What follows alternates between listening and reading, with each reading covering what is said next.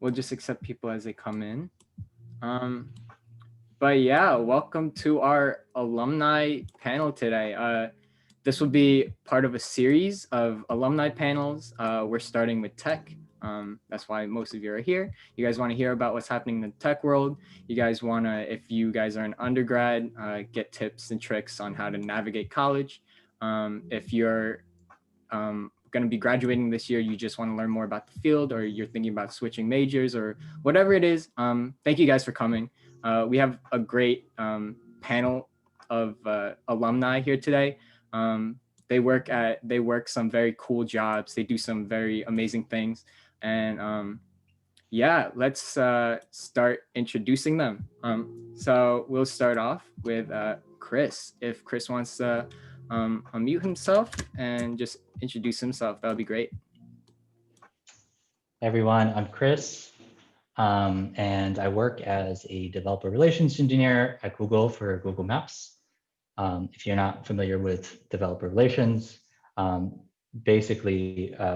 developer relations engineering, we're basically software engineers, and we work on developer facing products, so the Maps SDK, to create educational content for developers to learn how to integrate um, an SDK.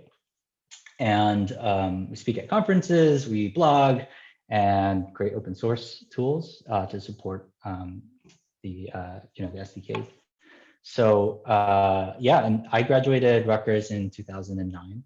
My major was actually not in computer science; it was biomedical engineering major because, like every good Filipino kid, I also wanted to be a doctor when I was in college. But in my third year, I discovered that I really liked programming.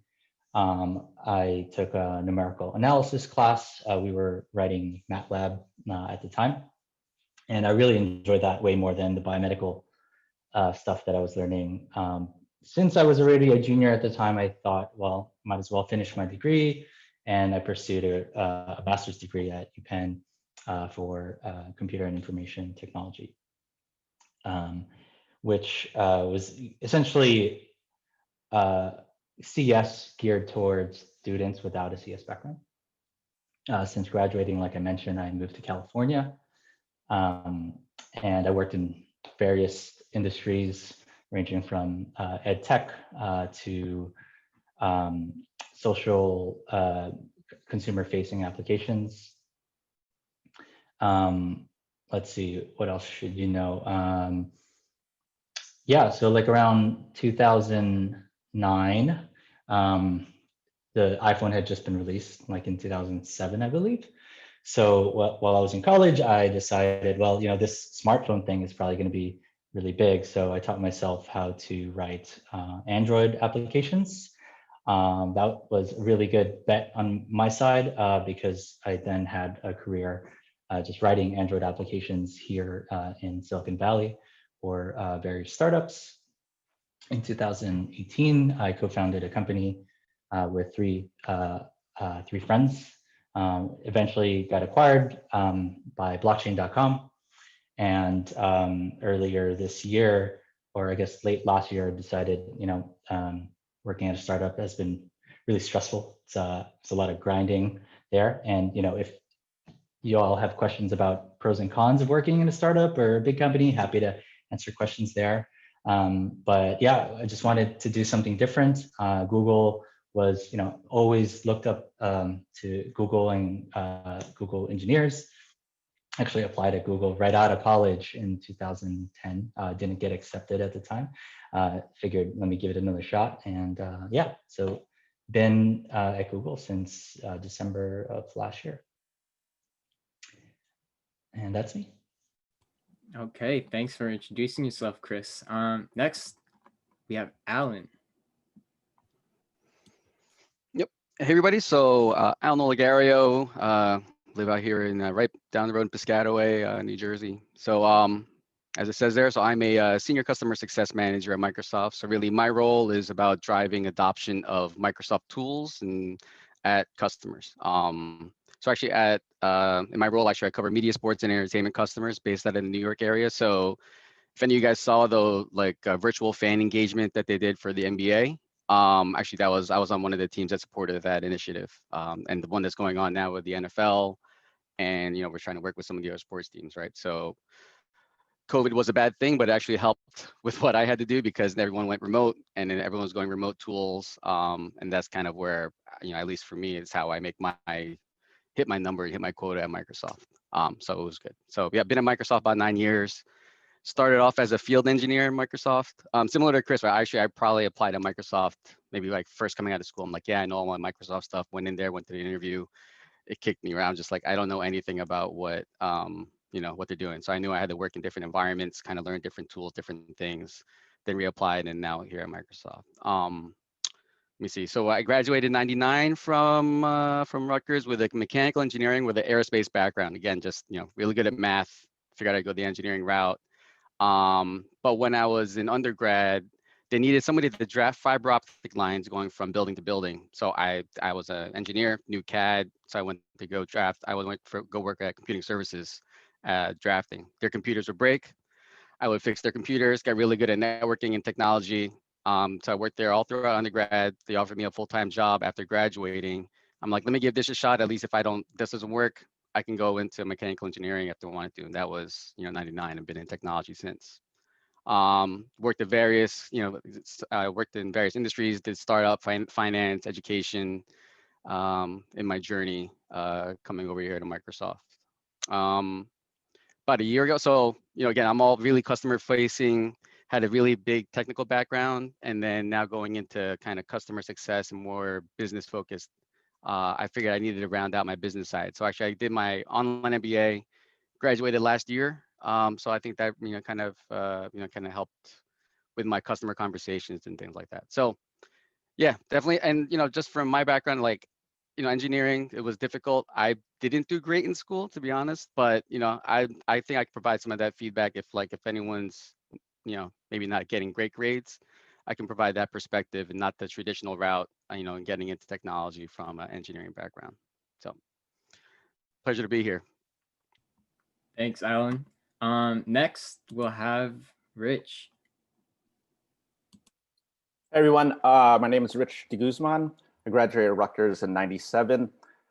I didn't have a technical major, or I was an economics major with a sociology minor. My career in tech actually started in the financial industry, where I worked at Merrill Lynch for 1 year, and then I went to ING for a year and a half. I had an epiphany, and I realized I didn't like the financial industry.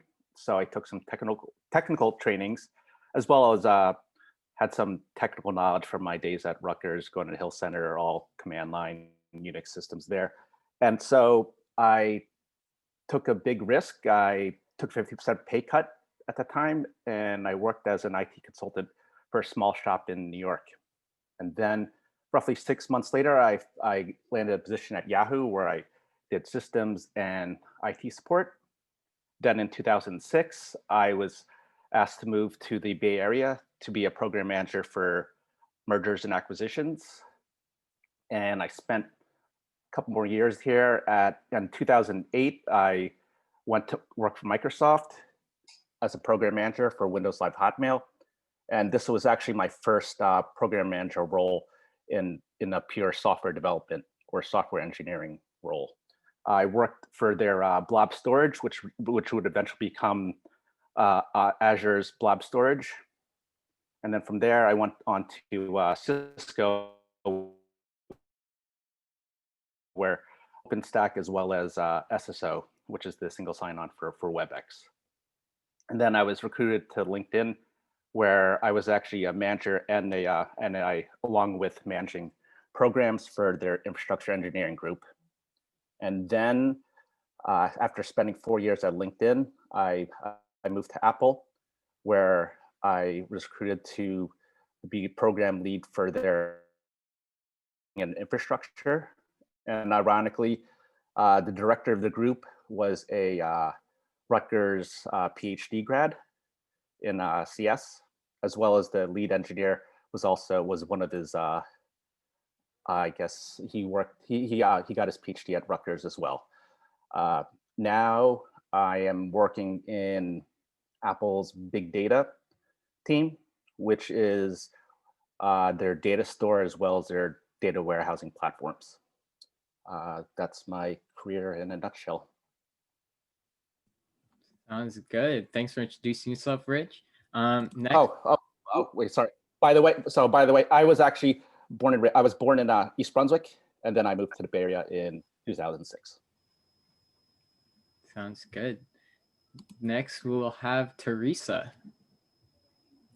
Hello, everyone. My name is Teresa Arzan Labajo, but my family and friends and the RAPS community in my day know me by my Filipino nickname, which is Gang.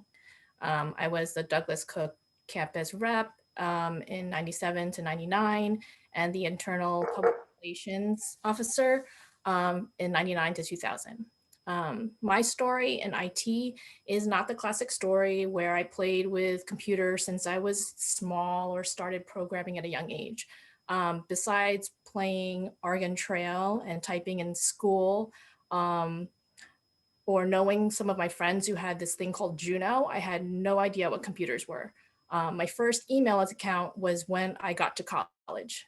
I entered Rutgers as an exercise science major, intending to be a physical therapist because my mom told me, well, my mom's a nurse. She told me not to be a nurse. So I decided to go into some other medical field. Then the summer between freshman and sophomore year, I needed to take an elective. I decided to take Intro to Computers and Applications with JT. And I walked into that auditorium and saw a guy with long hair and no shoes. And I was like, what is this? But he ended up being one of the best professors, really cool. When he started teaching us BASIC, I was totally hooked. I stayed in the computer lab in the basement of Hill Center for hours, and I finished all my labs in one night. So needless to say, I switched my major to computer science after that. Then I worked at the Rutgers labs. I did my co-op internship at IDT.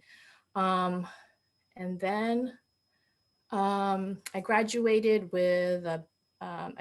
in CS and a minor in music in 2001. I was supposed to graduate in 2000, but I was a super senior, so I took an extra year. Then after graduation, I worked at Dow Jones Wall Street Online. But then I realized I missed the academic setting. So I took a job as a system administrator at the Institute for Advanced Study School of Math in Princeton, which is the home of Albert Einstein. And I've been there ever since. Then I completed my master's in information technology in 2014, more focused on the business side because I felt like I wanted to round out my, my career. So I really like my job right now. I've been there for, 18 years now. I'm a generalist sysadmin and I get to wear a lot of hats and dabble in different technologies. Since technology is always changing, it keeps things interesting. I'm a big proponent of open source, and one of my community projects that I'm involved in is Springdale Linux, which is a Red Hat Enterprise Linux derivative for scientific computing. It's a joint project with Princeton University and IES, and I've been one of the maintainers for a really long time. So being part of RAPS was one of my favorite memories in college. Rutgers was a really big university and I came from a really small Catholic high school. So when I first arrived on campus and was invited to a RAPS meeting, I thought it was really great. There was this whole community that looked like me. And I'm super shy by nature. So going to a large university was such a culture shock. But RAPS made the transition easier because everyone was so welcoming and friendly. So this is why I'm honored to be invited to speak on the Alumni Tech panel. So if I can help in any way, it'd be a pleasure. Thank you. Thanks for introducing yourself, Teresa. And finally, we'll have Bert introduce himself. Hello, everyone. Bert Villanueva, Rutgers College. I don't even know if there's Rutgers College or Livingston or Cook College distinctions these days. From what I understand, things have changed in recent years, but Rutgers College, class of 1998. Graduated with a computer science and psychology double major. Currently working with Disney streaming services. We launched Disney Plus last year. Been a crazy ride along the way. My journey's kind of taken me in different directions from what I've seen the other alumni here go through, kind of going from some non-technical experience into a more technical careers. I graduated, like I said, with a comp sci psych degree with the intention of kind of bridging the gap between the human and the computer. My elevator pitch, if you will, during the career services days and all the internship and interview days was, there was never going to be a computer that just did its own thing. There's always going to have to be a human behind it.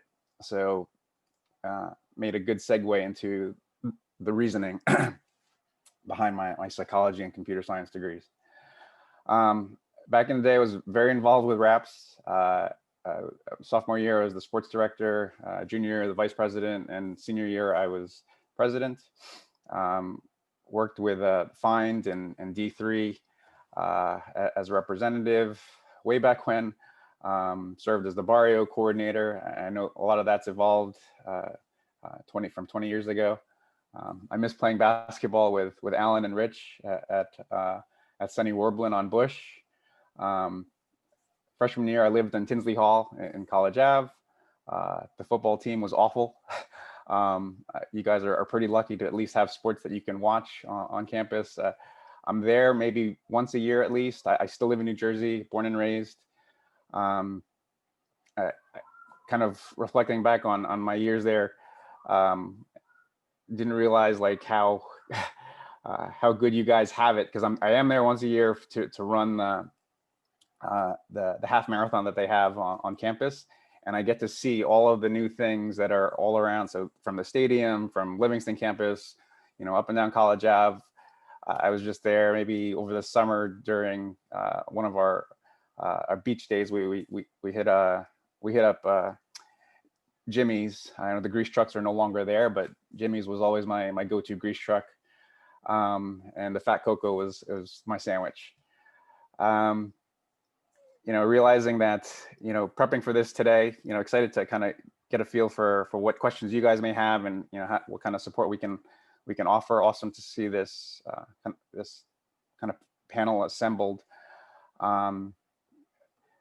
Just realizing it's 2020, and a lot of us have graduated some time ago. I think many of you on the call right now probably weren't even born when we graduated. So technology has definitely changed, and it's continuing to change. And I think there's a lot of great opportunity out there. Hoping we can kind of shed some light on that for you. Some of my background, I graduated in '98. I joined Anderson Consulting at the time. It's quickly evolved into Accenture, for those of you familiar with the consulting firms. And I think from that perspective, got a great deal of experience on a lot of different industries, because coming out of college, I graduated comp sci because from what I was told, I'd get a good job after graduation. And that was really the only reason. I had no clue of what I wanted to do with that degree outside of, hey, you've got great opportunity. So leverage that, worked with a lot of different industries within the consulting industry. We're able to see a lot of different, from finance to telecom to pharma, able to work across a whole bunch of different industries from a technology perspective and get a good grasp of different things and experience a lot of different things. From there, I joined a benefits administration company and really transitioned from a programmer into more of a project manager. Kind of evolution of, hey, there was a lot of the technology tasks were being shifted offshore, and actually sought opportunities to relocate to the Philippines and to work there, but kind of stayed in Jersey, across other different industries over the time. Have really dabbled in a lot of them, from retail to ed tech, mentioned telecom, and now finally planted in media. have been with Disney for about 4 years. I joined the company when it was Major League Baseball. For kind of some trivia there, where Major League Baseball, their live streaming aspect kind of grew and bubbled up and evolved into a streaming service of its own, which Disney basically purchased out, bought out. Kind of coming into the position, was really excited to be part of baseball. I've been a baseball fan all my life, and for it to evolve into a Disney opportunity just was like a dream come true. So definitely enjoying every moment of it at this point. Again, looking forward to questions you guys may have. Thank you. Thank you for all introducing yourselves. It's really great to hear what you guys have to say. We're all excited. And yeah, so before we get in, I just want to go over what our objectives are for this alumni panel. I came up with this alumni panel idea probably like earlier this year, and this has all come together really fast. And these are just some of the goals I really want to emphasize during this. I'm hoping that current students who are planning on majoring in comp sci, going into the tech field, or even aren't in the tech field right now, that you guys just get a feel. You guys understand what to expect. You guys understand what the field entails. And that hopefully that will help you shape your decisions going forward and in your future and in your career. Another one of my goals is for those who graduated, those alum who are here right now, those who are seniors, if you guys are thinking about switching your major or just whatever it may be, I'm hoping that this panel will help you understand about the tech field and make decisions based on that. And hopefully it'll all tie together back to our common culture, being Filipino Americans, what it's like to be a Filipino American in tech today. And yeah, those are just some of the key ideas and key goals that I want to really emphasize and keep throughout this panel. During the questioning part, when I'm asking questions to the panelists, feel free to react in the chat. Feel free to ask questions in the chat. Any question that you guys will ask, I'll try to pick and choose them so that when we get to the audience Q&A section, you guys I'll just ask the questions for you guys. And yeah, so with that being said, let's start asking the questions. Just give me a second so that I could spotlight our panelists. And yeah, so right now we'll start off with how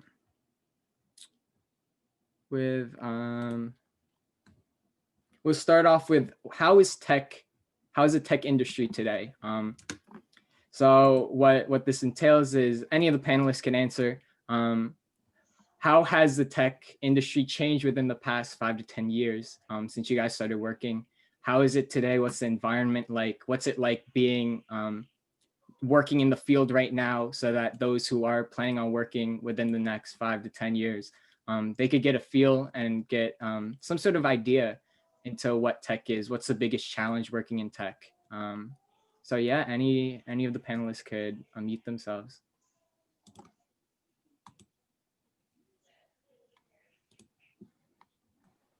I think response I had to this was just constantly staying on top of the latest and greatest technology. I feel like with, not to downplay other jobs, whether you're a nurse or a doctor or a plumber or someone in a particular trade, but from that perspective, there is like a set number of tasks that you are assigned to do. From a technology standpoint, it's always evolving. It's changing, and for you to adapt and to adjust to that, there's new languages coming out. There's new technologies always coming out. So trying to continue to learn is something that you've really got to force yourself to be open to, and to acknowledge as you grow in your career. Yeah, I definitely want to echo what Bert said, and that's kind of what drew me to, and I think what draws a lot of people into software engineering. There's always these new frameworks, new languages to learn, new platforms to develop applications on, and that's really exciting, I think, if you're into tech. Something that is something that's different now from when I started. I think programming and learning how to code seems a lot more accessible now. There's so many, educational like resources to learn how to code and build applications. Even languages have developed to be more accessible. You don't have to manage memory manually. I mean, that's probably still what you'll learn in your CS degree, and it's good to know that. But a lot of modern languages abstract, pointer arithmetic, manual memory management. So I think, yeah, it's become a lot more accessible, and kind of the stereotype of the nerdy coder coding in a cubicle by himself or herself is no longer a thing. So I think that what that means for your coworkers' perspective, it's a lot more diverse, and I think yeah, that's kind of what I want to say on the topic. One thing I'll add is that so I've been at Microsoft about 9 years, right? So Microsoft actually we had a CEO change. When I first came into Microsoft, there was a CEO, it was Steve Ballmer, really old school guy, old into technology. Back then, he was like Microsoft was trying to make their money through licensing. He wasn't actually keeping up. He was quite elaborate at the company meetings. Oh, that's right. Yeah. So that was probably him when Rich was still over there, right? So he was just like, and he was very elaborate. He was very, energetic. He was a great salesman, but he wasn't keeping up with technology, right? And like, Google was coming out, all the other software, all the other SaaS platforms, right? They were evolving. Microsoft couldn't keep up. It wasn't. And at that time, we knew there needed to be a change. There was a lot of stuff going on internally.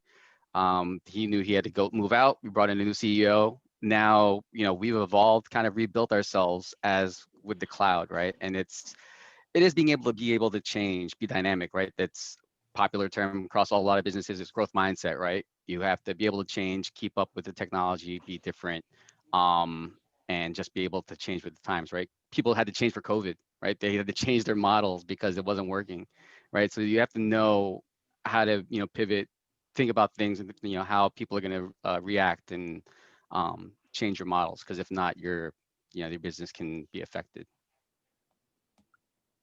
Yep, I can also elaborate on that, as there's a major shift obviously to the cloud, whether it's a platform as a service, software as a service, infrastructure as a service. For instance, like you have AWS. Does anyone know how many products and services they offer? 175. GCP, which is Google Cloud Platform, they offer like 90 products and services, everything from compute to data warehousing. It's crazy. So you see the old gold guards like Oracle or IBM, where you had to have it on-prem. Now it's basically in the cloud now. So technology has definitely changed, and even for developers, like developing in AWS, knowing how to use microservices as opposed to these monolithic programs of the past. The times have changed from everything from software development to system administration. Thank you. So while we're on the topic of change, let's talk about where you guys think tech is going in the future. We heard about what tech is focusing on now, on cloud technology and all that. Where do you think we're going in terms of the tech field? How far will our reliance on tech take us in terms of technological advancements and focus? And if you guys want, how has this COVID pandemic just changed the trajectory of tech in general? We're all online, we're all on our devices. How has your company's focuses, how has your focus as tech people, how has that changed? I can answer the kind of two-part question. So from my work perspective, a lot of the work I do already is like on the computer. So in terms of productivity, when COVID hit and Google basically, Sundar Pichai sent out an email saying, okay, like everyone go work from home for some amount of time, and then quickly followed up work from home until July 2021. It hasn't really affected much, because a lot of Google infrastructure and services can be accessed on my Mac laptop. But a big part of my job is also going to these conferences, speaking to developers, giving talks. So obviously that we had to cancel all of those conferences like Google I/O. But we did kind of have to adapt and instead have these like virtual conferences. Maybe instead of giving talks in physical venues, we gave we did live streams. We created video YouTube videos. And a lot of meetings happen over video now. In terms of where I think tech is going, there's definitely a lot of big trends. There's AI, machine learning, there's crypto, there's what else? Like VR, AR, mixed reality.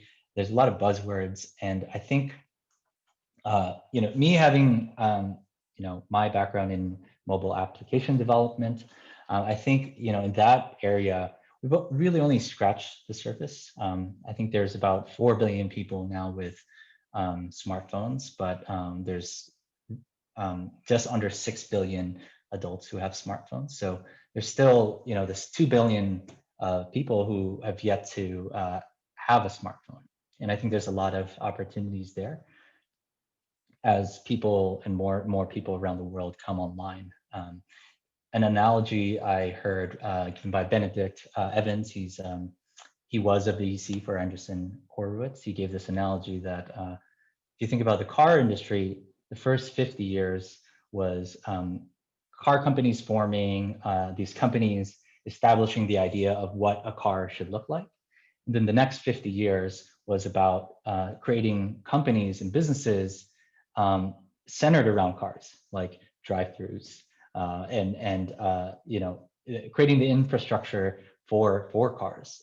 So I think that's very much still possible for smartphones. I think we're still in the beginning stages, in the first half. So I think everyone mentioned changes. I think one thing for sure, if you're going to get into tech and especially work as a software engineer,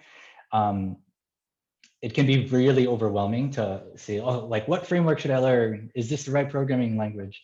And I think what a solid CS degree teaches you is that understanding the concepts, because once you understand the fundamentals like algorithms and data structures, and how to write good code. That's actually something I didn't really do until after college. Once I was writing production level code, working with teams, having my code readable by other people.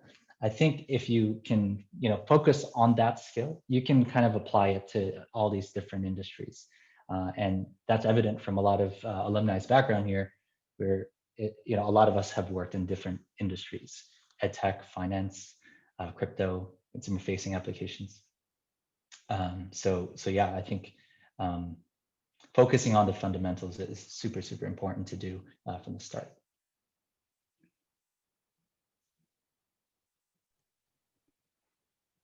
I'll add one thing also of like, so how COVID changed everything, right? Have you seen the Zoom stock, right? Like it's, with everyone being remote, and they are a competitor, but they're a great product, right? Again, for Microsoft, right? And I'm on it. We have to use it, right? Our customers use it, right? So it's a nature of the business, right? But yeah, what we've learned from this is that virtual and remote isn't going anywhere, right? We're working with customers now, because like I mentioned, we're media, sports, and entertainment, right? That's what I cover. We're having now customers asking us, how do we do virtual concerts, right? Now, even though when they go to in person, people are going to go back to concerts, they now want to be able to offer remote concerts. They can still get $10 a person doing a remote thing. They don't have to be there, and they can still make money on it, right? So now it's how do you monetize on this new pandemic, or kind of what's going on now with the virtual infrastructure. Now everyone's going to be remote, right? It opened up everyone's eyes to different scenarios, right? So it's what I'll just one thing to always kind of think about is just kind of how can this benefit everybody, right? And it all comes into like inclusion. That's a big thing, diversity and inclusion. How do you include everybody? How do you make it accessible for everybody? so that, and then companies can make money on it, right? It's how do they monetize this new thing, new pandemic, or kind of the virtual environment. So just always keep an eye out, keep an eye here for kind of what new needs are coming out. If you think that you need something, write an app for it, right? Or kind of see who did it, right? It's the technology is out there for you to do it. And yeah, I think that's a good way to kind of even to learn, right? That's the best way to learn, is if you have a need, write some code for it, and then you'll learn it best that way. I just want to add my COVID related work related how it affected us is we basically had a week to prepare to go remote, and we're still remote. So we have scholars coming from all over the world, and having to deal with all of their devices and having them speak, give presentations remotely has been a big challenge. We have to do, set up everyone with VPN and Duo and all this fun stuff. So before, where I had control of everything being like in our building and stuff, now it's just like everyone with all their devices, different laptops, different things, and having to deal with that complexity is a bit challenging. Yeah, I think to add, just again to date myself, I know when I graduated, in order to get in touch with Alan or Rich to play basketball at SUNY Warblin, I'd send them a page. We'd have a beeper, and there was beeper text to have that communication flow. And if you told me 20 years from now, I'd have my phone where I'd be able to watch movies, make phone calls, stream media, like it's ridiculous to think that's now a possibility. So the opportunity that you guys have for yourselves right now, kind of at this moment in time, where yes, remoteness is a thing. It's going to continue to be a thing. Like virtual working, like office space, may be a diminished thing of the past. Kind of thinking of those ideas and leveraging them in some sort of technology 20 years from now will kind of define what contributions you have to your generation. The funny meme that sticks out to me is 20 years ago, like you were advised not to give out your information on the internet and get in the car with strangers, and literally now you are giving your information over the internet to call an Uber to pick you up, a complete stranger taking you into a car. So think of that technology and how it's used for the better. Like things of that nature are kind of within your control at this point. Yeah. So while we're on the topic of what we could do today, or like just inclusivity in general, I just want to ask, how is the tech field like for Filipino Americans? A lot of us here are Filipino Americans. If we're not, that's all right as well. But a lot of us are Filipino Americans, and how is it like working in tech? Are there any challenges that that you guys face that are different from your other coworkers? Yeah. Well, at Apple, my group's roughly 130 people. Probably 90% are Asian, but when I say Asian, you're either Indian or Chinese. The rest, probably 5 to 7% are Eastern European, and probably have a sprinkle of Caucasian people. And I'm the only Filipino in my group. In my greater org, it's probably a couple thousand people. How many? I would say maybe like 2% are Filipino, and those are mostly like network engineers, as well as like system engineers. But I rarely see any software engineering Filipinos. My cousin Kyle, who's a Rutgers grad, is actually a software engineer in New York City. But typically not a lot of on the software engineering role, but more in the like IT, like infrastructure type roles.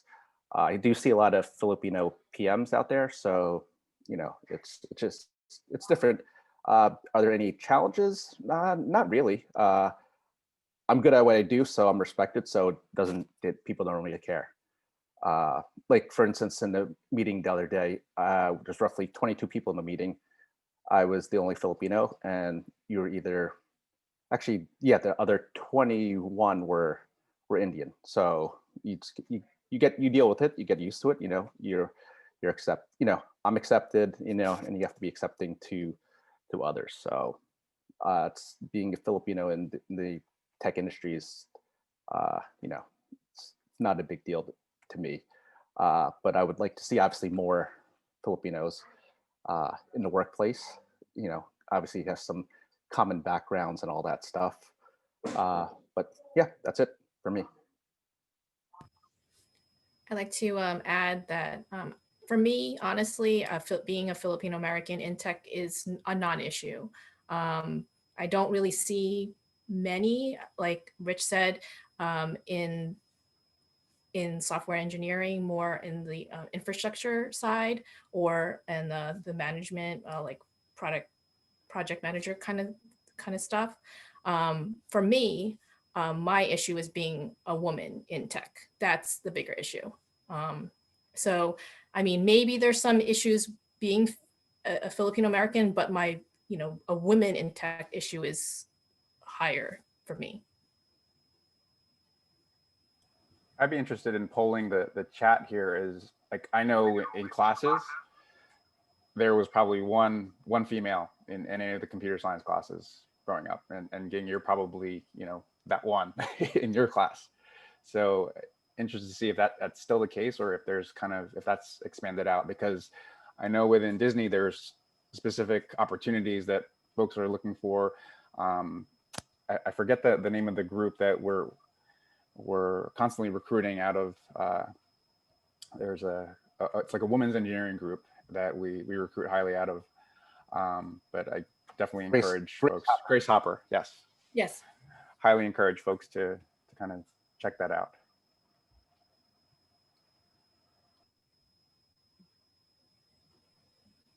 Yeah. So Yeah. while we're on the topic of women in tech, Teresa, if you want to elaborate on what challenges you might have faced. I know we have a lot of women in tech here, and the field is growing to have more opportunities for women in tech. If you want to share some experiences, anything. Okay. I don't want to scare anyone off, but it's probably changed in the 20 years that 20 or so years that I've been in tech. But just in general, I feel that women have a harder time getting ahead in technology. Sometimes it's an outward bias to women, and sometimes it's just an unconscious bias to women, like little things. So you'll be in a meeting of mostly men, and they talk, they like to hear themselves talk, and a woman will speak, but the woman has to speak louder because the men tend to overpower. So if the woman speaks up, they tend to be, they'll get labeled as, a B word or something like that. But if a man speaks up, they're assertive, they're, powerful. So there's just like little nuances that women have to navigate being in the tech world.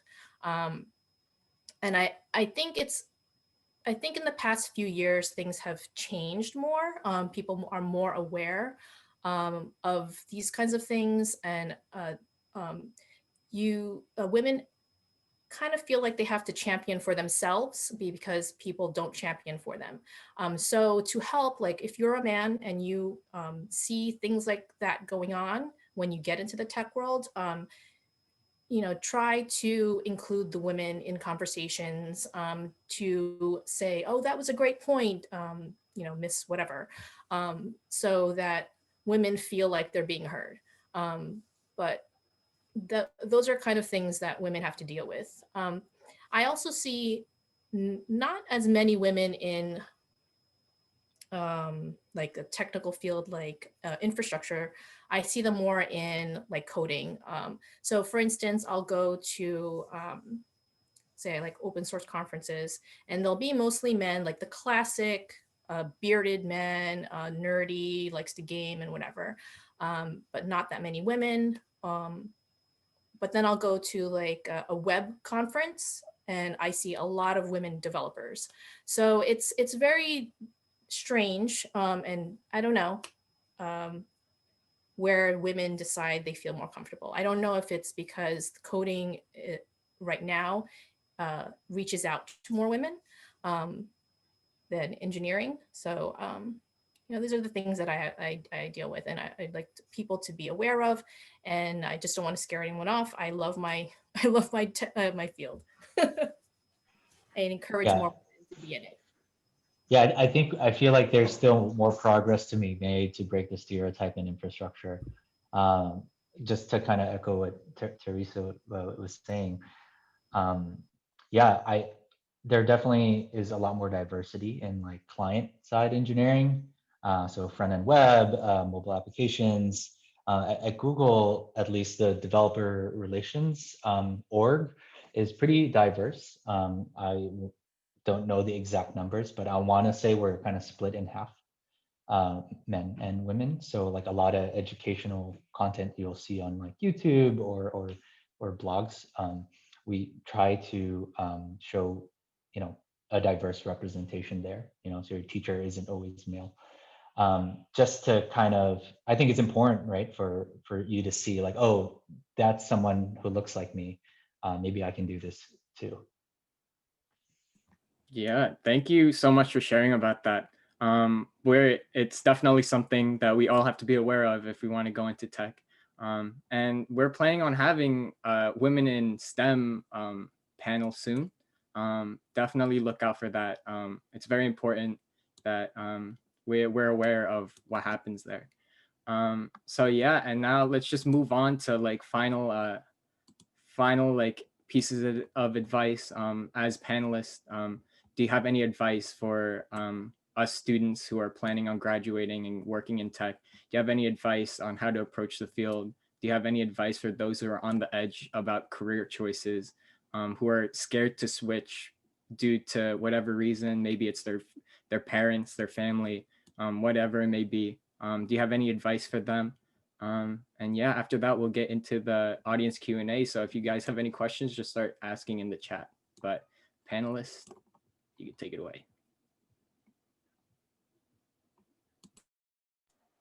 Yeah, I kind of looked at this question and said, you know, if I had a DeLorean and went back to the future and could see myself and talk to myself coming out of school, you know, what would I tell myself?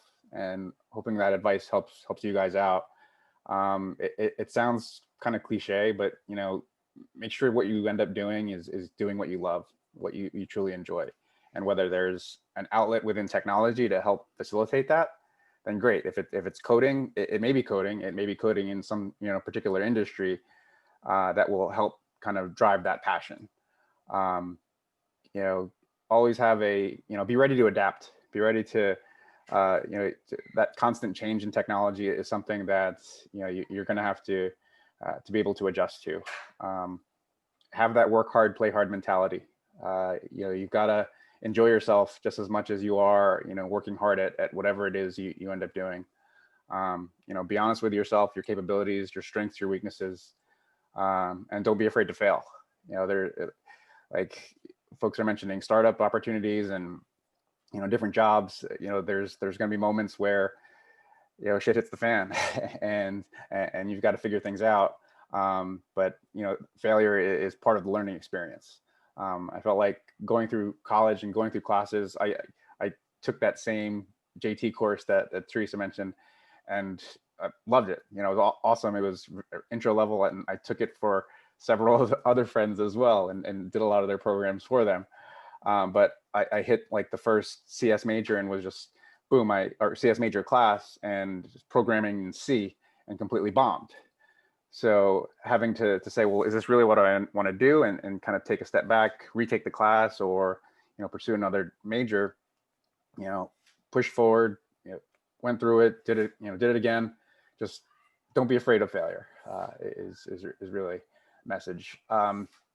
Other things are relationship building, really key in terms of, folks are saying, networking or, schmoozing, and it's something that I'm not really, keen on having grown up, but have a greater appreciation for it now, 20 years later, where the people that you work with, if you enjoy working with the people that you work with, those are people that you probably want to remain in touch with, or be linked into, or, refer for other jobs and opportunities. Having the opportunity at Major League Baseball at the time, I had a friend actually working at the company who had worked at the company and probably would not have landed the job had I not known him, and he had referred me to his boss, and boom, here we are 4 years later, I'm, with Disney, and things are awesome. So maintaining those relationships and understanding that how they may help your career progress are huge things. Other things, just constant learning. Just because you're not a tech major, don't think that you can't be within technology. My boss was an English major. When coming out of school, I was the only computer science major in my coding training class going into Anderson Consulting, now Accenture. So there was 20 of us, and there were folks coming from art history majors, coming from, all forms of liberal arts degrees. Understand that your willingness and passion to learn is really what will make or break you later on in life. When you're applying for those jobs, when you're applying for those internships, know your resume, build on your experience. A 4.0 GPA isn't always just going to cut it. If you're just in the classroom, folks are going to look at that and say, well, what have they done outside of the classroom that will make them to continue to learn, as opposed to just, hey, he's a straight A student, great. She's a 4.0 student, great. But are they doing extracurricular activities? Do they have a part-time job? So know that, put that on your resume. Have that elevator pitch. So when you introduce yourself, hey, my name is so-and-so, and I want to work for you because here's my background, and have that spiel practiced and rehearsed to folks. And first, it's definitely one thing that I did do, and I hope that you guys are doing at Rutgers, is take advantage of career services. Like, huge help for me. And I don't know what it's evolved to now, but I know there's LinkedIn, and I know, like, at the time it was, Job Track was the thing, and I'm dating myself, but definitely take advantage of everything they have to offer in terms of, placement and identifying career opportunities. I remember seeing Alan and Rich in interview rooms way back when. I don't know if they're still doing that, but definitely leverage everything they have to offer in terms of career searching. Back to the Future 20 years later. Hope that helps you guys. One thing, actually, I have a couple of things to add on to that, what Bert was saying. In addition to networking, is get a mentor, right? Even I have a mentor even outside of the company, outside of Microsoft, right? Just to kind of bounce ideas off of. One thing, so I mentor at some of the other Rutgers programs. One thing I recommend also is, like, find somebody's job that you think you might want to do, maybe like 5 years from now, and being like, talk to them about what was the path that they navigated on. What do you need to, what kind of skills do you need to kind of get to that path? And then you could kind of work your way through. And, I've done the same, right? So I'll find a path I want to go. I hit this one block and I'll be like, well, maybe I go this other route, right? So you'll go a certain path, but then you might pivot and go to a different one because you found something else more interesting, right? So, you're going to learn along the way. Like, early on in my career, I probably changed jobs maybe every 2 to 3 years because I was trying to find my passion, right? Trying to find what I liked working in. You're probably going to do the same, trying to find what you like doing. That's probably the hardest part. It's just finding your passion, finding what you're good at, what you like doing. And that's what you're going to learn along the way. And then, yeah, like I mentioned earlier, right? Don't be afraid if grades are great, like bro was saying, right? It's, if you have 4.0, but you can have other things too, right? Like I worked right throughout college, you learn really good communication skills, right? There's other things that you can provide. Definitely you want to highlight those in your resume, and just being able to highlight those other things outside of grades, right? Because grades really aren't everything when we're interviewing people. Yeah, so that's from my side. Yeah, just remember, like the first job you get out of when you graduate from Rutgers will definitely not be your last. So just evaluate your career every year at this early stage of of life. So and also in terms of the systems or the engineers that I've worked with over the years, what the people who tended to be the most successful are the ones who actually had that balance of technical and the soft skills. Uh, Chris, I imagine, like especially with software engineering, you got some brilliant people, but they can't communicate to anyone, and it's very difficult working with them. So that's just and network, right? You really do need network. I don't really like for my past couple jobs, I was recruited and I wasn't actively looking, but it's from the relationships that I've worked with in the past that brought me to these companies that I've worked at.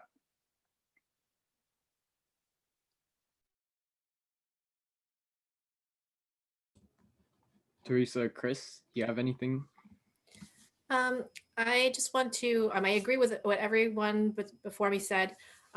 Also, I just wanted to add that you're not expected to know everything when you graduate. Like when you start, your internships and applying to jobs and going on interviews. I've interviewed a lot of people, and they just feel like they have to know everything and be an expert at everything. And I'm like, no, you don't have to be an expert. You just, show us that you are willing to learn. And, that's what's most important. So don't like get ahead of yourselves, and don't like, hinder trying to look for jobs just because you don't know everything that's required. Keep an open mind, try different kinds of industries, and you might be surprised at what you end up liking and learning. Yeah, I feel like everyone here kind of already covered a lot of the key points. What I do want to reemphasize is when I was in college, I had like a singular focus on getting good grades. I was like, I need to get straight A's. That's like the best way to get a good job after college. And that is one metric of many other metrics. And actually, what helped me in my career was, sure, it was good to get good grades, but I had a really fun was it senior? I think it was my junior year, a group project with 3 of my classmates. And that was like the one project that I just took with me to when I would interview at these different companies. And I had so much to say about it because I was just really interested in it. And I think, that's kind of like if I trace like my career, I just followed what I was really interested in, rather than kind of following the latest and trend. I think that's a mistake if you're like, okay, this is like clearly the next thing, so I need to latch myself to that. I think it's more important to find something you're truly, fascinated by, where, outside of the classroom, you'll still learn about it, you'll still read about it, you're still writing code. And I think that's super important to find. And, college is a great environment to discover those things. It's important to take, I didn't have a traditional computer science background. I took a lot of biomedical engineering is a great major for trying a lot of different things, because you learn a little bit of mechie, chemie, EE, computer science, and that is trying all these little different things helped me find what I was really interested in. Yeah, so thank you for all that. We have a couple questions that were asked privately, but if one of you wants to pick up on this first question, it is constantly moving between companies seems to be a common theme between the people in the tech industry. Why did you change companies, and how do you determine when you should change, or when did you know that you had to change?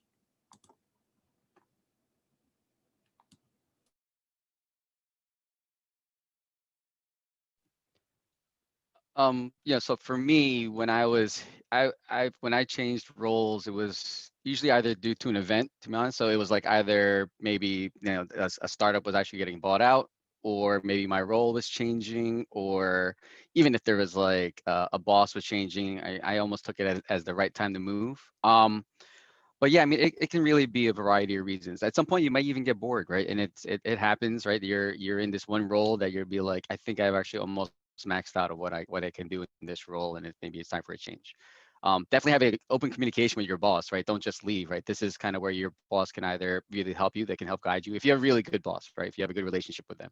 Some bosses, they'll kind of give you crap at that point and kind of almost try to push you out before you can even find another job, right? But so you have to almost have to gauge that relationship. But yeah, sometimes you just almost feel like you're not challenged, and then you need something else, and or you see maybe technology is moving a different way and you're not getting access to that technology.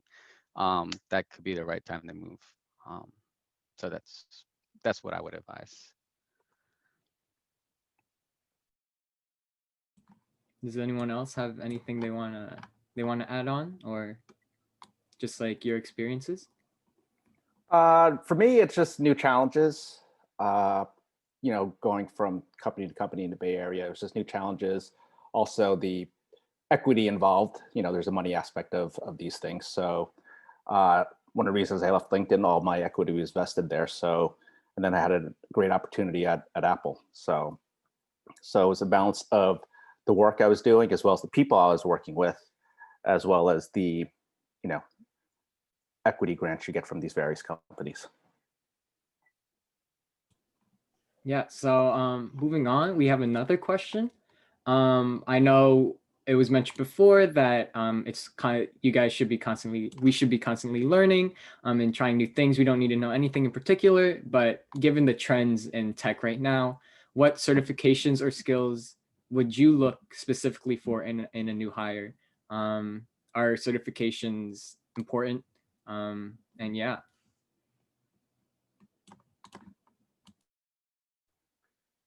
Oh, sorry. Go ahead, Chris. Sorry, Rich. Yeah, I just want to mention, so in my field for like mobile applications specifically, I think certifications don't hold as much weight as much as like a project, maybe an application you built while in school, outside, in your free time, something you found interesting. I think that, holds a lot of weight. In terms of what to learn, I mean, I think different fields have kind of like the modern best practices. If you're interested in learning mobile applications, like writing an Android and iPhone app, obviously, learning Swift or learning Kotlin as a programming languages you can't go wrong with learning either of those. Yeah. Certifications for software engineering, I don't even know if anything exists. But for like AWS or GCP, that seems to be pretty hot for like solutions engineer, solutions architect. But obviously, you have to have that hands-on experience as well. So you can just play around with AWS or GCP, and actually, when I've interviewed people in the past, especially for like AWS type positions, a lot of them just had a certification next to their LinkedIn resume, but when it came to practical experience, they couldn't answer these in-depth questions. So yeah, if you're looking to go that route, yeah, there's tons of certifications for AWS's platform as well as GCP. I'm not as familiar with Azure or like Oracle's or IBM's, but the trend is like AWS and GCP, and those tend to seem to have a lot of positions available out there. Yeah, even just for certifications in general, I mean, like they're all across the board, right? You get one in one technology, they know that you can get certified, you can learn in that one, you can work across the cloud and kind of help you with different kind of products anyway, right? So, but yeah, I mean, certifications have some weight, but it's as long, like Rich was saying, like you gotta be able to apply the technology. If you can help custom, or you can build the apps, if you can write the code in it, and certification is great, but I guess it could differentiate you if all things being equal. Someone has a cert, someone doesn't. Maybe they will take the one with a cert just because they've proven it. But So yeah, it doesn't hurt to get it. And I think I'm pretty sure, all of them offer some student discount. So, definitely take a look at that. If you are looking to get certifications. Yeah, so we have a couple more questions. One of them is, as a current software developer, what steps did you take to transition into managerial role? That's more towards those of you who have taken the steps to be in those roles. So yeah. I think this is a good one where the economy really drove me into that direction at the time, where I had come out of school and a lot of the opportunities for programming were shifting overseas, which turned into, which kind of came full circle, and here we are with kind of that communication barrier of having folks, more stateside to do a lot of the work rather than, again, shifting that work overseas.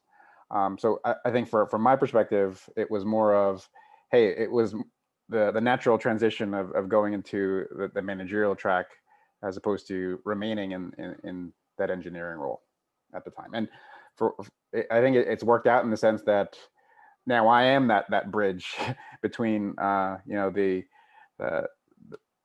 folks that are looking to have the products built and the engineers that are actually building it. And it's really where my role comes into play. Yeah, so I managed a team of 5 back when I was at blockchain.com.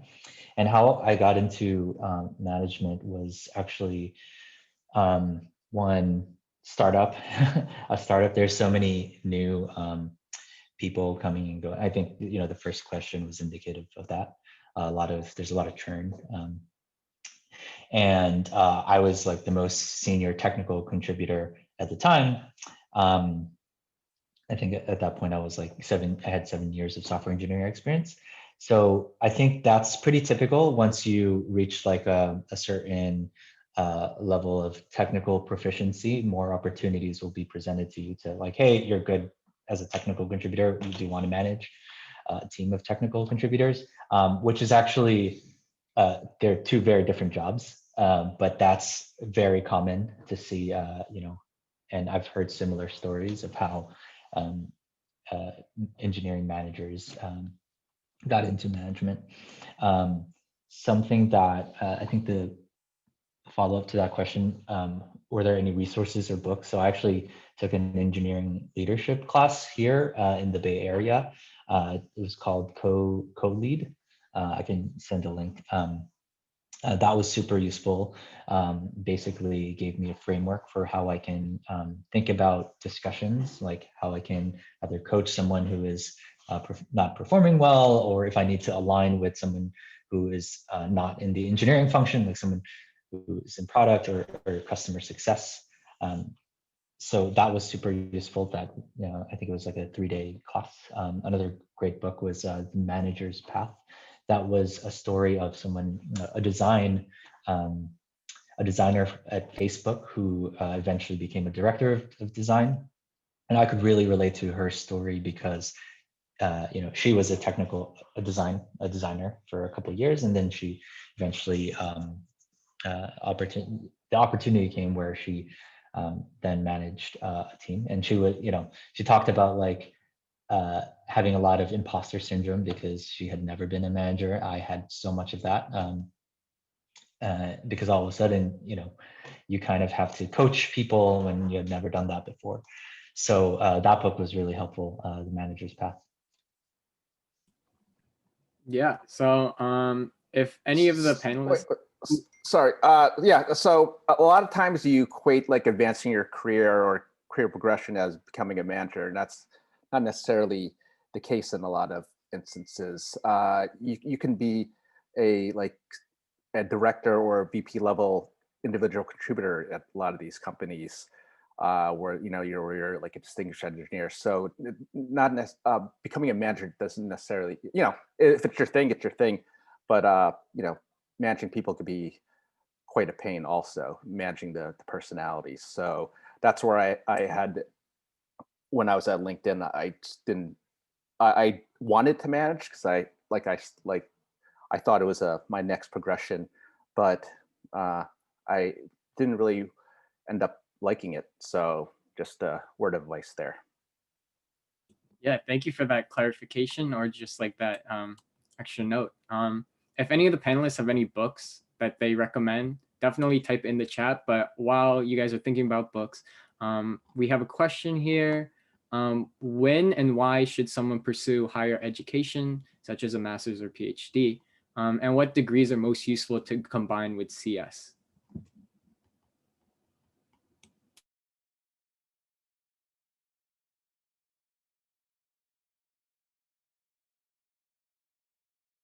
Anyone could pick this up.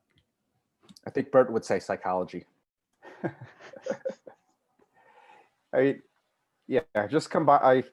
I don't know that there's a really good answer to this one, because I mean, I don't have my master's or my PhD. I think maybe I have my master's or PhD by experience, but I know interns right now that are working with me are pursuing their masters in parallel with their work. I think it's really up to the individual. You know, if that additional education is something that you are, you know, you're yearning for, I don't think anyone's going to knock it. It's similar to certifications. It's definitely going to shine, make that resume shine that much brighter.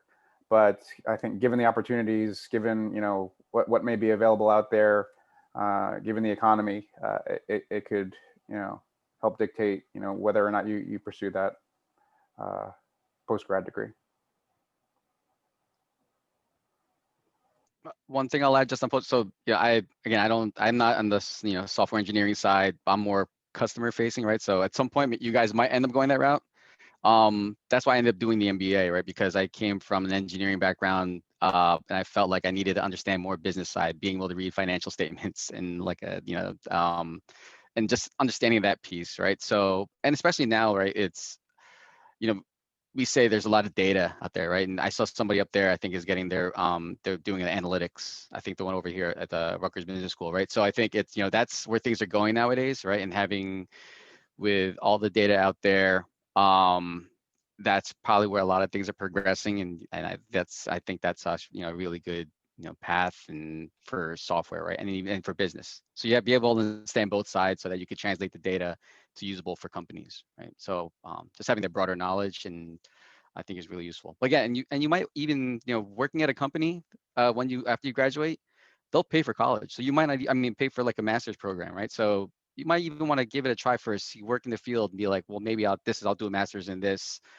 after you get a little bit more experience, because you might find a better path that way. Yeah, thank you. We have another question.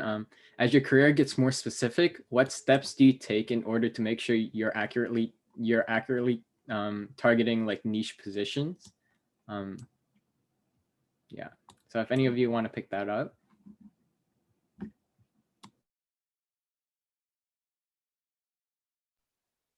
Can you add more detail to that?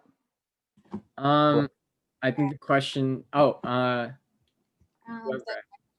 but basically, it's like I'm getting to this point, and it's like I see this too. So my colleagues that like you can kind of see the trajectory of your path, right? It's kind of like how you guys saw in your own like history that you've gone from like SWE to then going towards business, then going towards analytics, right?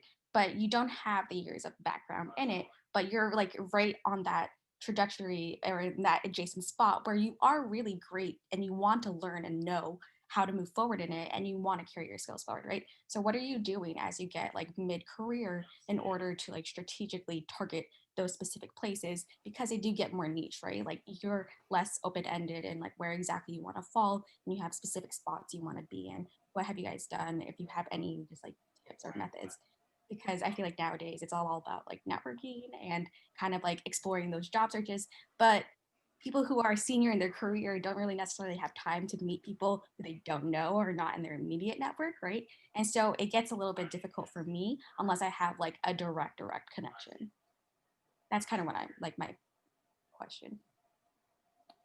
I think that kind of the response I had to that is kind of, it's again more cliche advice, but it's like for the dress for the job that you want. Don't dress for the job that you're going to day in and day out. Dress for the job that you want to actually have.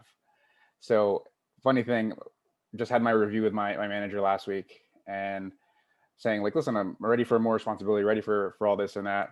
And her advice was, well, are you doing these things for that next role? Like, are you, are you basically taking it to that extra mile? And I'm saying, well, how am I going to do those things if I'm not in that role yet? So kind of my back to my analogy, it's like, well, do those things that you feel like you need to, to get you to that next level. If you're looking for that job or that position, you're reaching out and kind of making yourself shine in a way that, hey, this person's really sticking their neck out in a way and really learning or going the extra mile or trying to be as involved as they can be in things that aren't directly their responsibility. If it's looked upon well and folks are realizing that, and you're working under working with good people, I think that will inevitably shine out and win out. But it's kind of the nature of the beast of, hey, I'm going to go that extra mile. I'm taking it forward here, where this is what I want to be doing. This is where I want to be, a year from now, 2 years from now, 3 years from now, and I'm trying to get to those things. Kind of sitting on your laurels and just kind of, waiting for things to happen isn't the way it works. So just, taking advantage of those opportunities and kind of putting yourself out there, is probably the best advice I could give there. Thank you. As a final question, just for all of you, you guys have different experiences in different fields and different industries. What interested you to be, or like what brought you to be interested in your current industry, and what was your favorite industry that you've worked in?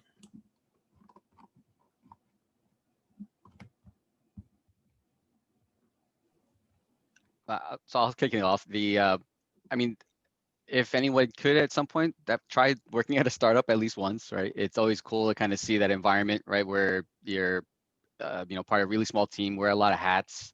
You do learn a lot about yourself and kind of doing a lot of things. But yeah, and then at that point, I, just bouncing around from different ones, like, working in financial services, great money, but you're working a lot of hours, right? There's a lot of on call, a lot of weekends, right? But the money's awesome. But so if money's really important, that's probably a good one to be in. But then I found like, then I started having a family.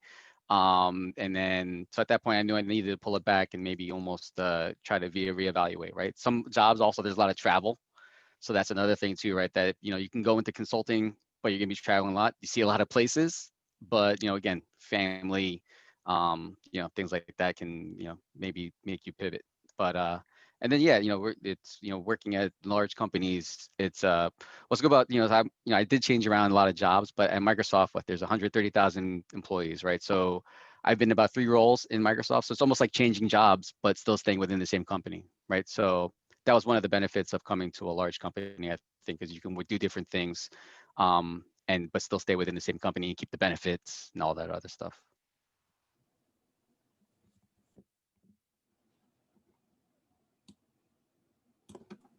I mean, for me, I feel like I'm living the dream now, just within media and just Disney Plus. It's been a crazy ride. It's been, like really career defining for me, being part of everything here.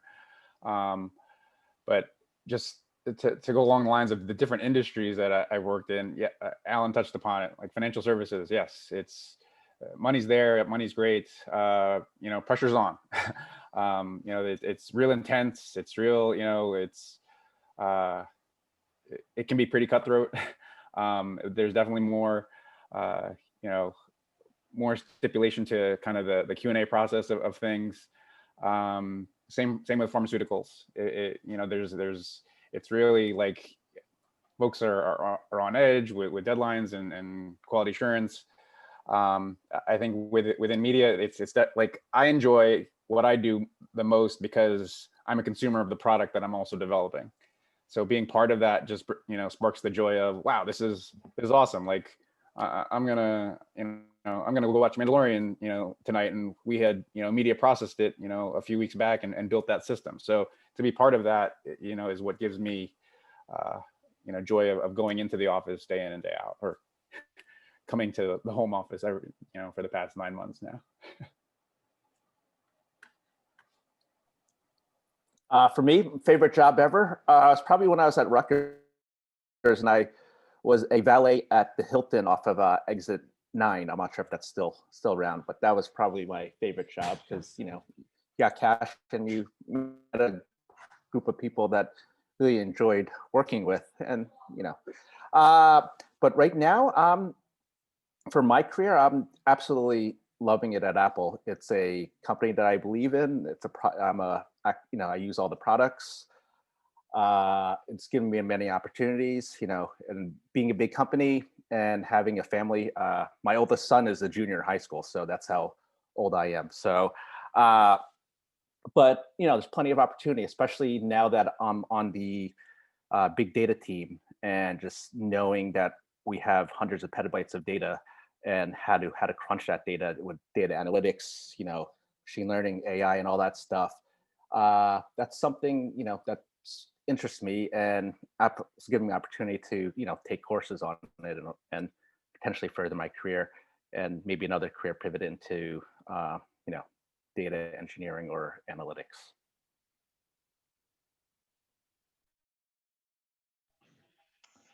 Yeah, so for me, I don't know if it was my favorite, but what comes to mind was when I was working in cryptocurrencies. So I worked at, like I mentioned, blockchain.com, where I was leading the mobile team. That I think it's definitely like a love-hate relationship, because I loved it because it was totally this like new, emerging technology with a lot of potential. I feel like I was constantly learning something new. And I hated it because I was working insane hours. So I was in California, but my team is based in London. So I was up at like 7 working till 1 sometimes. So completely unsustainable. And that's kind of why I left. But I think if I were my early 20s, I would totally still be there because it is a very exciting and fast-paced environment. It's as fast-paced as I could possibly imagine at the time. And but why I got into Google and I kind of switched careers from doing pure software engineering to now developer relations. I found this field that kind of combined software engineering, but also education. I think I mentioned, I worked in ed tech. When I was at Rutgers, I was a tutor. So I always had a passion for teaching and developer relations, and also working on a product used by billions of people, like the RAPS SDK, was really, really cool. So, being at Google is definitely my favorite job right now.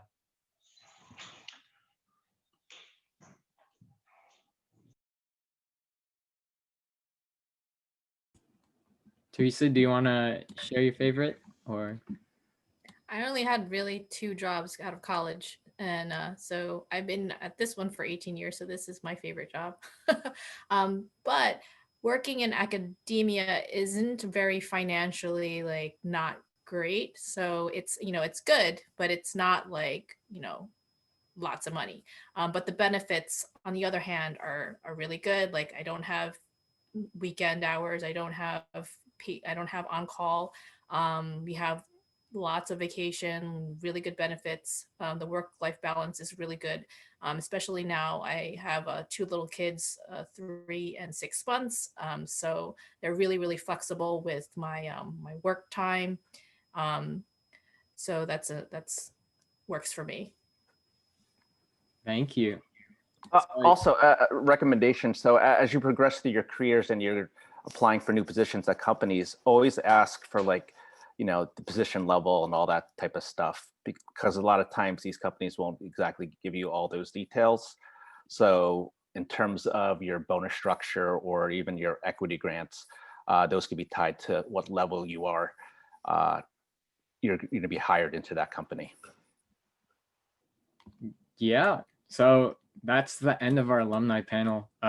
Thank you so much, panelists, for coming back and spending some time to just share about your experiences working, give some tips to us undergrad and those those alumni who are just like thinking about their careers and everything.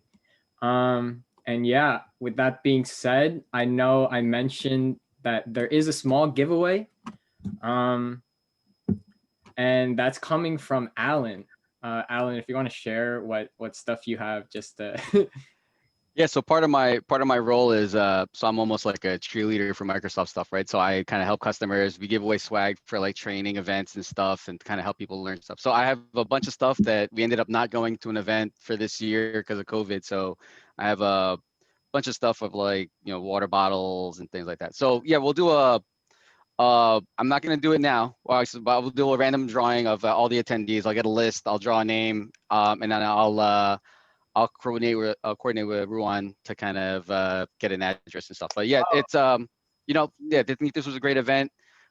Thanks to the RAPS team. This was really great. Great initiative, and you know, I think looking forward to the future events. Yeah, we actually have one of our e-board members took the names of the people here, and she actually has it on a random generator. So we could choose someone here right now. Okay, go for it. You want me to screen share? You can screen share. Do it. Do it. Can you see that? Yeah. Alright. Yeah.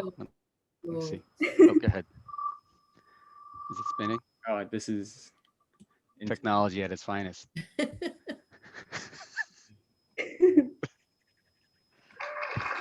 Hey, RJ. RJ. Is RJ still present though? Still here? You have to be present to win? I'm here. Come There you claim go. your prize. Okay, so RJ, you could do you need any information from him? Should he just message you on Zoom or? Yeah, on Zoom, grab me on LinkedIn or whatever.